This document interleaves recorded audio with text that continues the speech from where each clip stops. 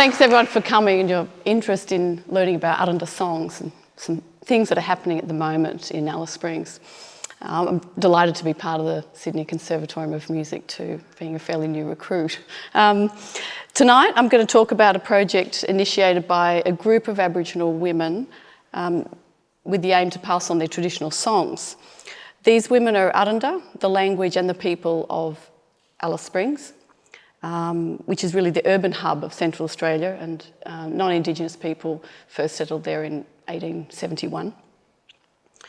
And some of the women I have been working with, I've known for 20 years. I've worked with them in a variety of capacities. Last year I was approached by Rachel Perkins and to help with this project, in effect to create an inventory of Arrernte women's songs. I've known Rachel on and off over the years, and she's got an extraordinary ability to bring people together and harness creative energy, so I knew this was going to be a big project for the Arrernte. For me, it was a rare opportunity to put my knowledge of traditional Aboriginal music, particularly the poetic conventions and the music, to a practical use. So this has been a pretty exciting project to be involved with. But from the outset, I just want to say that songs, referring to Aboriginal songs, is referring to something quite different to what they refer to in English. Here we have the urban hub of Central Australia. And so some of the things that are different about songs in Aboriginal Australia is that song usually involves choreography and body designs and other sorts of symbolic props, such as dancing sticks, and these often represent places and totemic ancestors. The songs usually have religious significance. Even children's songs have some sort of relationship to cosmology and places of totemic origin. And songs tend to be performed for particular reasons beyond purely or solely entertainment. The place of songs in society is also different. In traditional Aboriginal society, there was very few material items, certainly no books or writing. So songs formed a repository of all sorts of knowledge, history, religion, cultural practices. And songs could, under certain conditions, be performed to cause change in the world, to bring about rain, to create social cohesion after a dispute. Songs were the personal property, they still are the personal property of large family groups, and it's up to the heads of those families to decide when and how and where the songs can be used. So the best analogy I can think of in comparing songs in our society to comparing songs in Aboriginal societies is if you think of them as like family heirlooms, photos and even property. So in this photo here, we've gone back, this is one of the earliest photos of Arrernte people performing.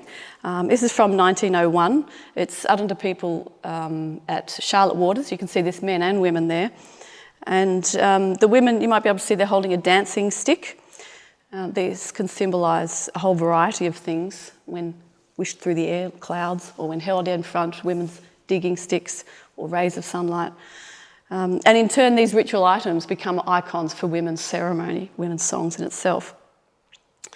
The Arrernte women that I worked with, some of them watched, this is actually, was also a film from 1901, one of the first films of Aboriginal songs created. They recognised the dance style in this as being quite similar to contemporary performances today. If you want to know more about this particular repatriation, there's an article by anthropologist Jay Gibson in the last volume of Oceania who talks about this process. So let's take a step back and I'm just going to provide an overview of the status of traditional songs in Australia, past and present. Australia is home to over 250 linguistic groups, or ethnic, or linguistic, cultural, or ethnic groups. As you can see, Arrernte is right in the centre of Australia, the blue triangle there. Within each linguistic group, there are some dozen or more landholding estate groups. So within each of these colours, there's even smaller, large family groups there. In Northern Australia, A similar kind of grouping is often referred to as a clan. So these landholding groups can be thought of as the main autonomous political unit in traditional Aboriginal society. Membership to the groups is hereditary, and each landholding group is responsible for its own totems, sometimes called dreamings, the particular beings that originated in their geographic lands, as well as the songs. Right, so some of the songs that these landholding groups own, of course this varies across Australia, but let's just focus our attention on Arrernte.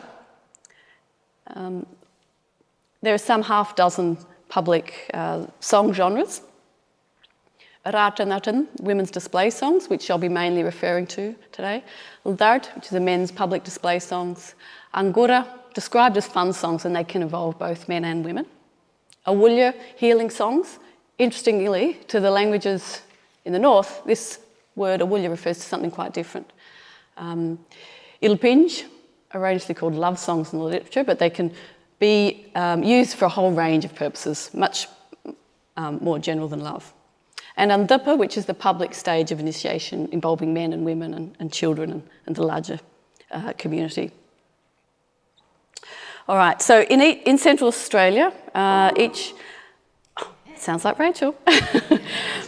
Each landholding group has their own repertoire of songs. Yeah, so each of these landholding groups has their own set for each of these genres. I'll refer to them as song sets. You might have heard of the book Songlines by Bruce Chatwin, who refers to multiple series of song sets as songlines, but I'll refer to song sets because I'm referring to just the smaller units, not the whole big stretches of totemic songs. Now, some songs can also be recast in different ways. So a single song could be performed for the purposes of healing, and that same song, under different circumstances, can be performed in some other genre, such as a public display song. I'm going to skip that, all right.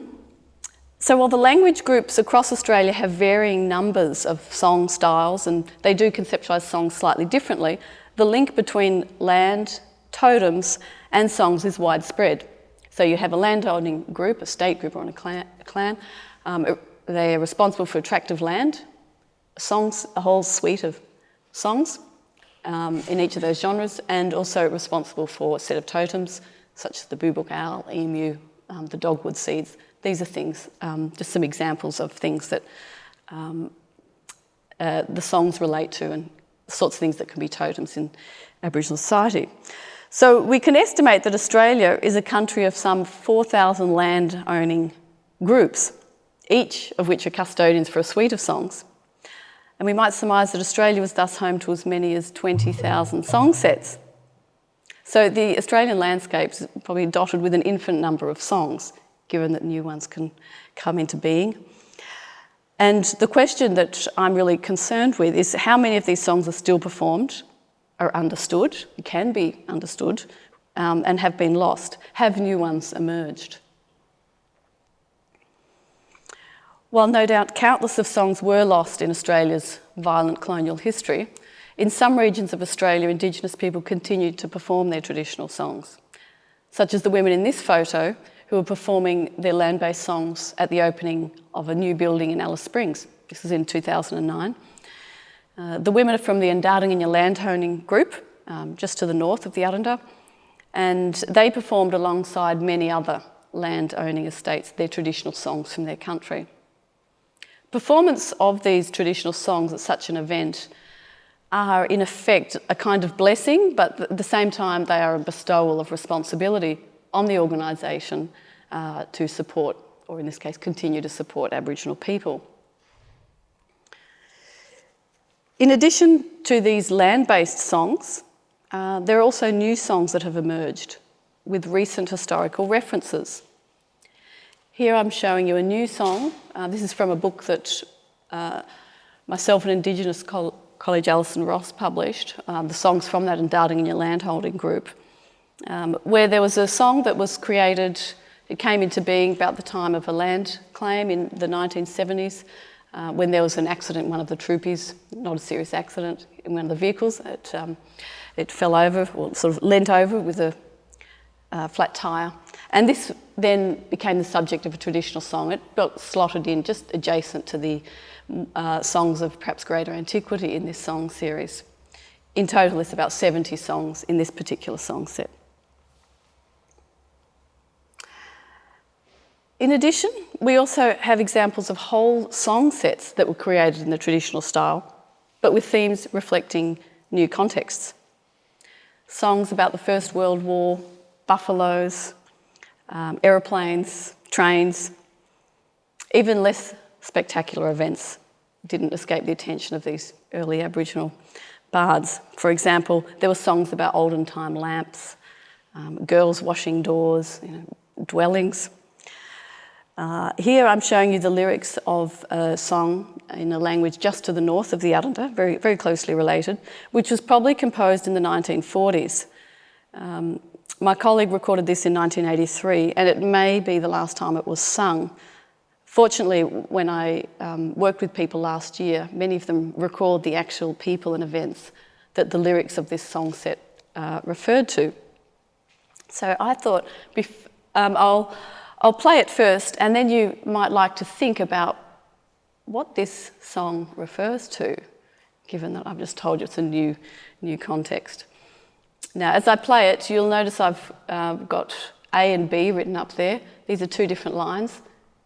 Each of these lines repeats before it moves on to the other one, so it's like an A, B, B structure, and that just keeps repeating. So we'll have a listen to this now.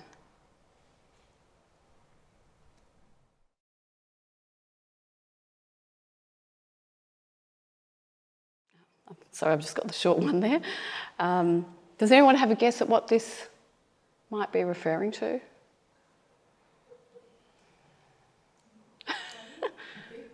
Yes, that's right. It refers to the first truck that Stirling, this song is from a cattle station area, Stirling Station. They had a truck that trucked the vehicles in, very bad sandhill that the car used to always sort of struggle to get up, and the person's trying to start the engine again and again. So we have this lovely Arrernte verb, which is to start to make a noise, because to start to make a noise, and that's as the driver is trying to start the car on the vehicle going up the sand dune.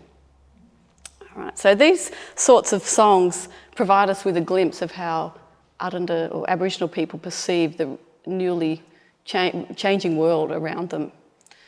There's quite a few examples of these. One, we won't go into this one, but I'll just move on to another sort of interesting thing that's going on with traditional songs. So one of the first recordings of an Aboriginal song, we have the Arrernte in the centre, and then in Tasmania, an Aboriginal woman, Fanny Cochrane-Smith, pictured here, was recorded in 1903, possibly one of the only recordings of the Aboriginal language from Tasmania that we have. Melbourne jazz singer Judy Jarks recontextualised this song in her jazz album, Making Wings, pictured here, 2002. But the history here was transcribed, this original wax cylinder recording was transcribed by a musicologist in 1960s, and then Judy Jarks worked with the community and sort of created a jazz version of this song. And she's written very emotionally about the process in her article, Passing the Torch, commemorating the songs of Fanny Cochrane-Smith. So I'll just play a little bit of this one. You can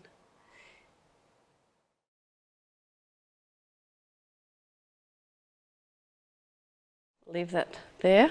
Very, very beautiful recasting of the Fanny Cochrane-Smith song. Hi, Rachel. Hi, Miss. And you have a big audience. Sorry for the delay, everybody. Okay. So would you like to do an introduction, or shall I just keep rolling? I think we keep rolling because I'm very happy to listen in and come in and suits. Okay. I will move over to the She might not be able presentation. to see. Oh, well, we can see you, Rachel. This is Linda. Yeah, and I can see Mick, I can see your slide presentation, so that's great. Excellent. All right. Okay, great. So it's only in a few parts of Australia where traditional songs are being performed frequently and recordings circulate regularly within the community. In some parts we know very little of people singing traditions because there were no recordings made or because it's too late to decipher these early texts. In other cases it's not too late to reconnect past recordings with the descendants of the people that gave their voice to the phonograph or the wax cylinder recording, and to elucidate some of the significances of the songs. So it's in this context that the Arrernte Women's Songs project arose. Now I'm going to put a quote here by one of the senior Arrernte women we worked with, Agnes Abbott, and the Arrernte here translates as, "When I sing, it's as if my spirit travelled over there to her country. It's strange, but I feel like I am at that place. When you sing that song, you feel happy. Your spirit feels happy when you sing." So these songs are very important to Arrernte people. So what are some of the hurdles to learning the songs? And there's a number of reasons in the sort of the colonial history that have led for these songs to be forgotten or not passed on. So some of the reasons that people want to actively pursue learning and creating new contexts to perform them is we see that in the contemporary era, the songs are just not performed enough to learn through exposure, which was the traditional way of learning songs. People would just participate, they're happening every night, and when people felt they knew the text, then they just join in at their own pace. These songs are owned by small family groups, so the pool of teachers and learners is very small. If something happens to one, then that creates a big gap in learning. People are less familiar with the significance of the songs today. Economic livelihoods are very different. The source of water, foods, doesn't have the same resonances that it did have. The language of the songs is not that of everyday speech. There's archaic language, there's some very intricate types of poetic conventions to do with syllabification going on. There's no written versions of the songs until very recently, and there's few recordings circulating in the community. Do you want to add anything to that, Rachel? No, keep going. All right. So in addition to these features of the songs themselves that make it hard, there is some pretty sobering statistics about the sort of learning environment that Arrernte people are facing. So actually what else did we have here? Yeah, so poor health and social conditions mean that many Arrernte people are faced on a daily basis with things like sick relatives, children not going to school, lack of carers, lack of food, housing and things like that. So we have some statistics like diabetes is 50% higher in the Northern Territory for Aboriginal people than non-Indigenous. A much younger, lower mortality rate than in non-Indigenous. The fertility rate is 4 times higher than in non-Indigenous, and the age of mothers is much lower. So what did we aim to do in this songs project? Well, one of the things that was really successful about this project was, turned out to be a great idea, was to have the learning go on in a camp out of town where people, just the women, no children, no men, could come and focus their learning at one place and really concentrated period of time. So this is a 5-week period in April, May this year. I might add to that, Nick. Yeah. And one of the things about providing that space was something that came out of that UN study that you were involved in with, that I don't know whether you've mentioned, but it looked at threatened song traditions around the world. And one of the things that it said is necessary to keep song traditions going is to create a space where people can go for that specific purpose that has a sacredness about it, or in our case has a sacredness about it. A ban on alcohol, gambling, and a very secure space. So it was important. There's nowhere like that in Alice Springs. So people felt that they felt really comfortable in that environment, and that was a place where business would happen for women. Yeah, it was very clear on that final day after the very intense 5 weeks that people felt it was absolutely unique and essential for a way to carry on this sort of learning and teaching.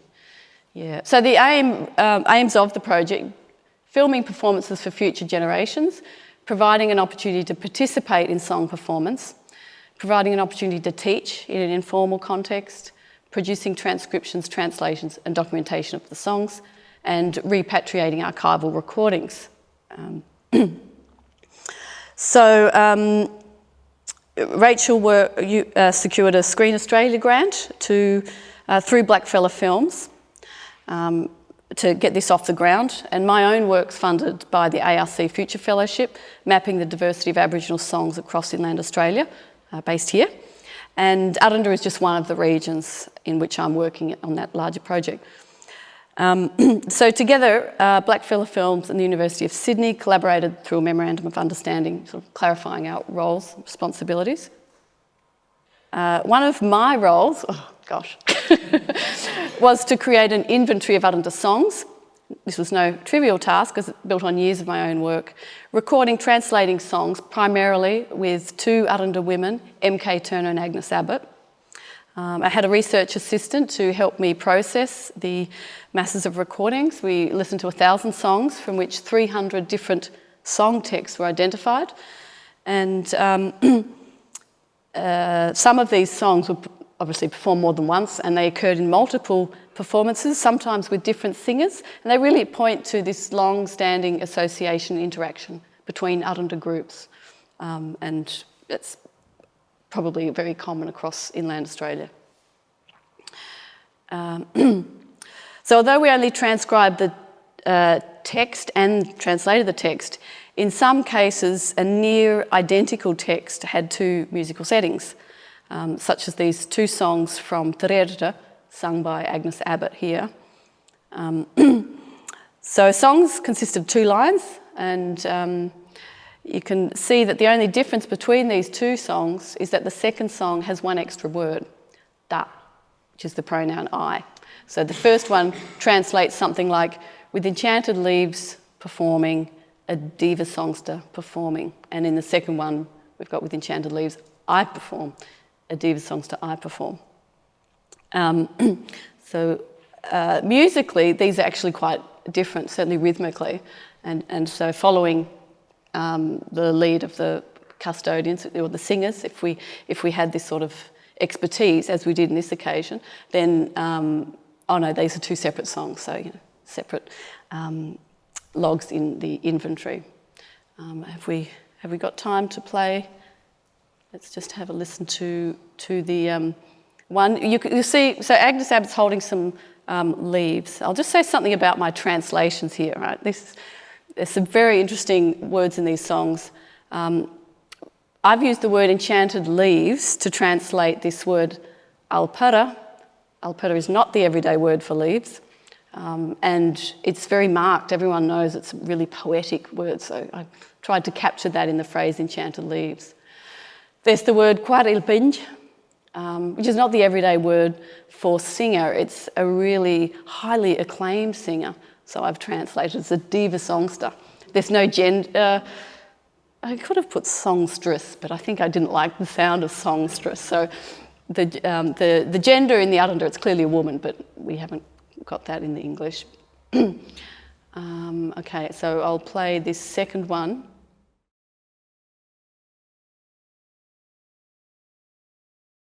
Yeah, so with our inventory, we sort of did a lot of work. Rachel and her sister especially did a lot of work trying to correctly identify who were the custodians for particular song sets. And then once this was established, we'd create a USB stick of just those songs to be circulated just amongst the family groups. And you can see here how we've sort of divvied these up as so that people could practice. And so this is a photo of the camp. the project really culminated in this 5-week camp. And the different landowning groups booked in sequentially to stay at the camp. So, so there was not lots of groups at once. It was really paying, working in with the Arrernte system of land tenure and song ownership. So there was a 2-person film crew. Is that? Yeah. Sometimes there was 3, but mainly 2 only. And Kaytetye and Lynch did a fantastic job, and I even had my mum help out one night here, you can see. And performances started in the late afternoon, they went well into the evening. The daytime activities included informal teaching about country songs, listening to archival recordings, discussing the meanings, identifying custodians, and it included collecting materials to make the ritual items, like these 2 types of ceremonial poles here. This larger one is called Arandic, and the smaller ones are called Arrernte, and there are songs specifically to place those ceremonial poles in the ground. People refer to those poles by the kinship term that they would call the totemic ancestor that pole represents. It could be your father or your father's father or your mother's father. So, these are not sticks. These are representations of totemic beings. The camp was a place for informal teaching as well. And here you can see custodian M.K. Turner teaching some of her relatives her healing songs. Rachel's on the right there. And a number of Arrernte people have produced written versions of the songs to assist with learning. The groups tended to be very intergenerational, which was really nice. There was a spirit of healthy competitiveness created by the different family groups, and in my experience that's always the case with traditional songs in Central Australia. It's even borne out in the lyrics. Some songs have got things like the one with the yellow ochre outdanced them all. So, and in addition to that, each group's stint at the camp ended with a performance, so people really felt they had something to work towards and a focus for their learning. An incentive to practice, maybe. So as can be seen here, there's some people used written versions of the songs and even used the archival recording as backup for during their performances and learning. Throughout the camp, people produced collections of old recordings of Arrernte songs that they themselves had made or their relatives had recorded. Some of these were reel-to-reel, such as the ones pictured here. I engaged Paradisic to digitise these. You can see Frank here beavering away in a room about over there, I suspect. And some of these, we haven't analysed them in detail, but they have additional songs that really haven't been included in our inventory yet. So this is really exciting. So how have the songs fared since the camp? For my part, I've got many more songs to transcribe, 5 weeks of recordings and many more archival recordings unearthed. And perhaps not as much time to do this. MK, who's been really the linchpin of all the translations, very few people have her knowledge. She's now on dialysis and her time's very valuable for a lot of people. I also hope to involve one of the younger singers, Carol Turner, who's got a real flair for and a passion about the poetics, a younger Arrernte speaker. Rachel, you have thoughts on how things are going for the Arrernte? Well, at the beginning of the process, we didn't know how many women held songs. We had known from Jenny Green's work that there were, recordings made, and those recordings were part of the inventory that Myf put together. But we didn't really have an idea of how healthy the songs were and what was out there. But now we do, and there's about 5,900 people in our language group. So our language is one of the languages that is expected to survive by 2050. So our language is fairly healthy, but that doesn't mean that our song traditions are. And So at the end of the project, we realised that there probably were about 10 women who held songs. So out of a mass, a large healthy population, our songs are severely at risk. And if it hadn't been for a lot of the work that people like Jenny Green and MK did, many of the songs that went into our inventory and that we now have the potential to revive, they would have been lost as well. So this project really reminds us of how, at crisis, the song traditions of Aboriginal people are Australia-wide. I think that this project is a model. It was designed as with my experience as a filmmaker, as a model that we could then export to other communities. So hopefully it's my hope to expand this project into Cape York next year. So I think this project reminds us that of the importance of this endeavour, because of course in our songs, as Mick probably explained to you, lies our religion, the title deeds to our country. It's not just songs in a Western way that you'd understand it, but I don't know the audience that's here and how familiar you are with Aboriginal song traditions, so maybe you will know that. I don't know. But I feel very proud of what we achieved. And the women were enthusiastic participants, and they were very much to manage their own materials with the way that Nick was talking about the distribution of archival songs. They managed that process. They identified who the next generation within their family groups who had earned the right to have those songs passed on to them, because it's not just that you're part of the family. You have to show the responsibility and interest to be considered as a person appropriate to continue the song tradition. So the women were very much in charge of that. So I think what was great about it was that it was a project driven by Arrernte women, for Arrernte women, and they came to it with great enthusiasm. Great. All right. Well, I think I'll open up for questions there, if that's right. Okay. I'm going to try and turn Rachel I around. think we should turn the computer around so you can see our audience, Rachel. So, and maybe we'll switch across to the Skype. We'll probably have to escape out of there. There we are. Now, can you see our audience? I can. The audience? I'm sorry I can't be there in the flesh. I would have liked to. So we've got some time for questions, and I think this has really given people a good insight into the general background. But I think we might need our tech person to come and turn off some. I think maybe it's because Myf stood in front of the computer that it started making that noise.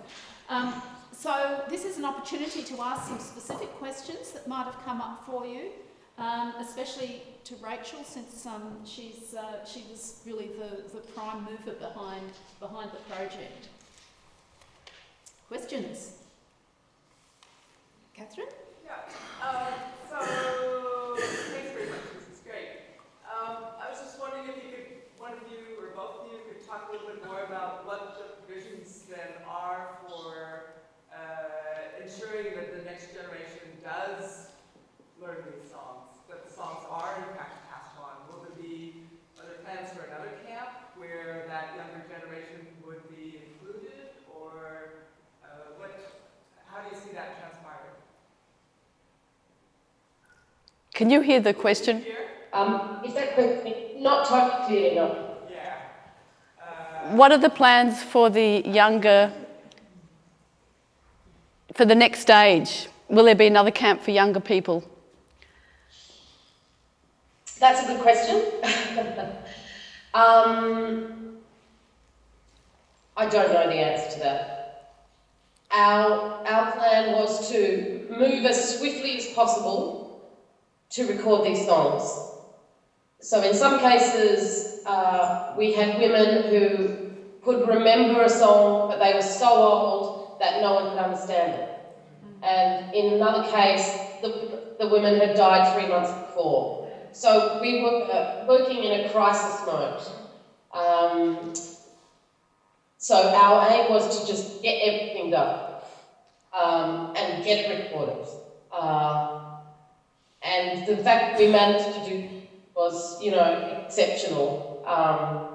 So now, no, there is no plan yet, but our first aim was just to get the songs recorded. We've got lots of USB sticks circulating in the community.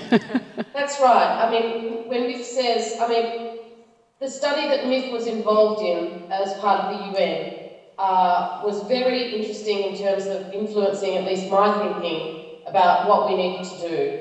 One is to set up a space for these recordings to happen. Two is to set up a space or the resources for young people to have these recordings on their person, because one of the things that Myf's report identified was that young people want to use new media to practice songs, so that they can have them at home, they can have the recording, they can privately rehearse and listen to the song, so that when they do have the opportunity and everyone's there at the campfire, they can just sing with confidence. Because as Myf said, the social environment's changed so that these opportunities don't happen enough. There's no rehearsal time, there's no learning time. So the new technology gives us the ability for people to learn at home in the privacy of their own home and then perform. I hope that answers the question. I think it was interesting for me to see how many Arrernte people were writing down songs and creating their own versions of what was being sung. So I assume they will read those and look at them and think about the words. You've got the idea, I think, of how poetic these texts are. So there'll be new words and they'll be interested in that. And I don't know, but I think that's another way that things might be remembered. Linda Field. Yes. With Enchanted Leaves song you had up there, and you said there are a couple of special words in there. Is it just that they're old Arrernte words, or are they specific to songs that are part of a special song language? That's a big question. The answer to the leaves is that it's song specific, but of course it varies for different words. Yeah. Rachel, did you hear that question? No, I'm not sure I can answer that anyway. Yeah. So the question was just about whether the translation was old words or special words just for songs. Yeah. So it's both, basically. So the example that Myf talked about was a special word for song, but I believe there are also some very old words in there too. Yes. Are men allowed to be involved in any way?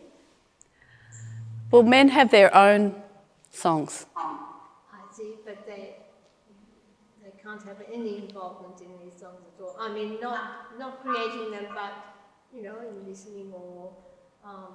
Yeah, there are other genres of songs that men, like the healing genre, is performed by both men and women, but the focus of this camp was really just the women's only. Yeah.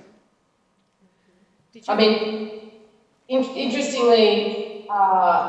Of course, we have the Strabo collection, and the preeminent anthropologist, linguist, T.J. Strabo has recorded an enormous amount of Myf's material, which is now in the Strabo Centre.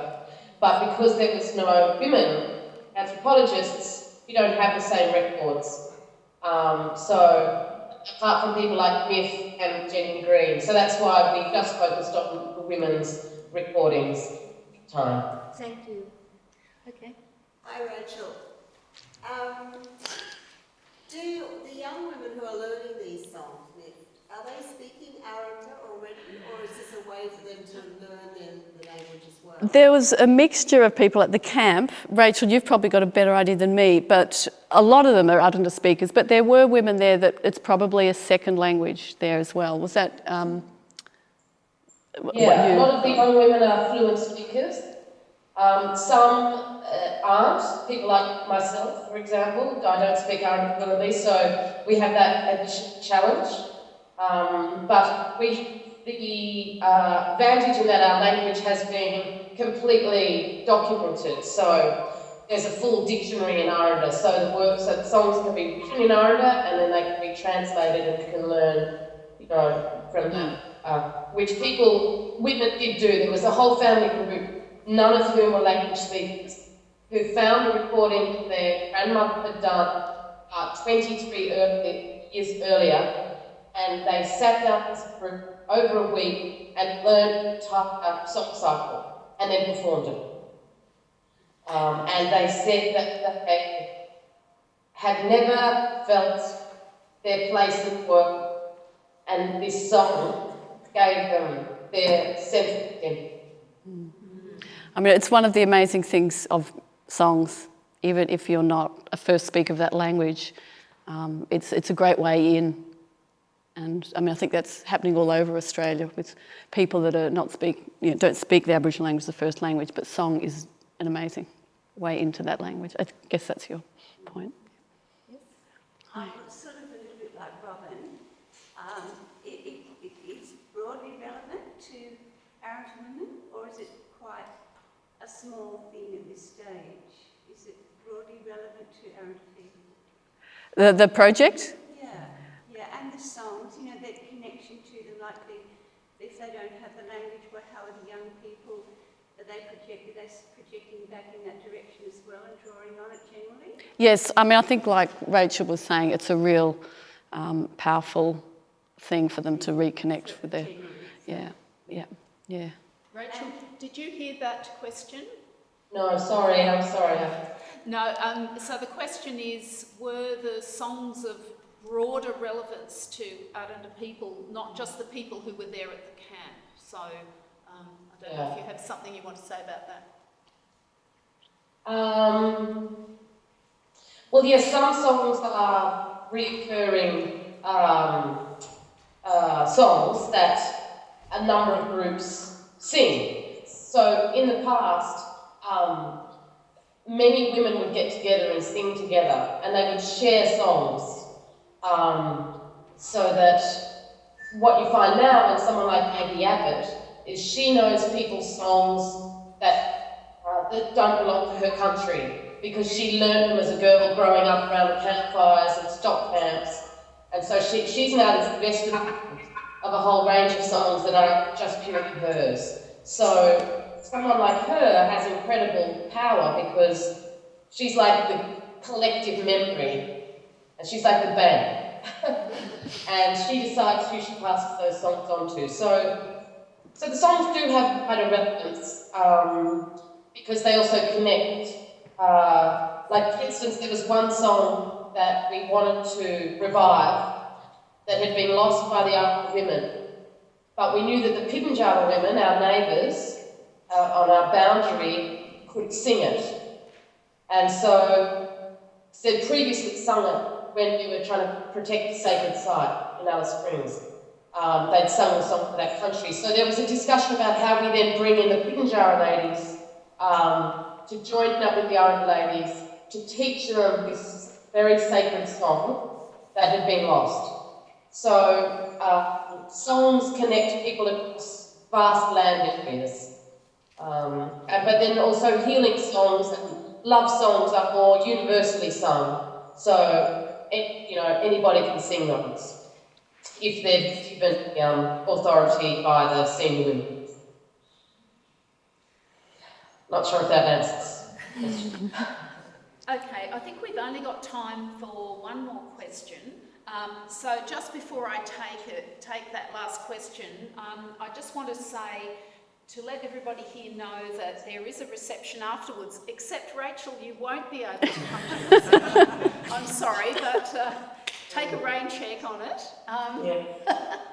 And the last thing that I wanted to mention is that at the Musicological Society of Australia conference that's coming up in October here at the Sydney Conservatorium of Music, there's going to be a whole session on musical dialogues with the archives. where Myf and some other people are going to be presenting about this project. I believe Clint Bracknell, who's sitting up the back there, is going to be presenting about some of his Noongar songs, and we've got people from a number of different areas who are going to be talking about musical interactions with archival recordings. So that may be of interest to you, and if so, please get in touch with us and we'll advertise that on our website. So let me now move to the last question. Thank you. Thank you for a fascinating talk. I was wondering if you had any thoughts on the effect of recording and I guess entrenching certain versions of songs on the process of song creation or song modification of songs, addition of new words and phrases and ideas. Whether that could act as a break or a barrier, or whether you thought it was more of a space for education and creation of new songs. Yeah, that's a good question. Given the state of things, recording's better, the best we've got. There is a risk that people will think that's the only form. Of course, if it was being performed every day, people would be innovative and creative. So maybe there will be a process of where people get confident enough and then sort of take it on tangents and realise they can, be more fluid in the structures, for example. But yes, I think that's something to be aware of. Rachel, any thoughts? I didn't really hear that. Okay, the question was about whether having a song on a recording is going to sort of fix its form and structure, because that's all people have got to go off. It does, I think. I think it does. Because people feel very, when they have no knowledge, they want to do it right. So they follow the recording very closely, and I think that is a danger, that it will fix people. But that is, in some cases where it is not sung by anyone anymore, that is our only alternative. And it's better than... The song I'm talking about, in which the women are singing it very close to the recording, that was the song that made them feel like they finally had a place and finally belonged, and that no one could take their identity from them. So, it's a very powerful thing that they did for themselves. But yes, it has changed, and we can't help that. The environment that these songs exist, the environments that these songs exist in now are so different, from the way it used to be done. So we have to innovate around what we do. And that innovation is by using new media, relearning songs, joining up with other language groups to learn them, doing talks like this, lobbying the government, trying to get funds for this sort of work, which is not funded at all. So a very different environment. And my sort of summary, I suppose, is that I think it's a very depressing, very bleak outlook for the song traditions of Aboriginal Australia, because there's no support for this sort of recording, and there's no understanding of how precious they are. So part of working Myf and the University of Sydney is sort of dedicating ourselves to doing something about it. Well, that seems a wonderful note.